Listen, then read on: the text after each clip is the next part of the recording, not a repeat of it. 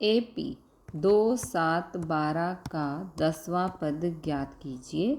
तो यहाँ पर a बराबर है 2 यानी कि पहला पद।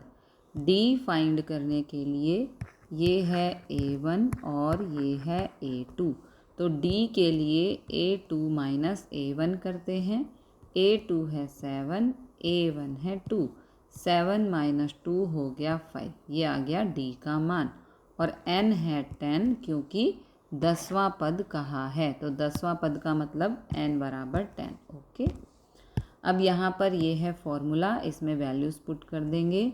n की जगह 10, a है 2, n की जगह 10, d है 5। ओके, तो यहाँ पर 2, 10 माइनस 1 होता है 9 और गुणा में यहाँ पर 5। ओके, 9 पंजे 45, तो ये 45 प्लस 2 हो गया 47।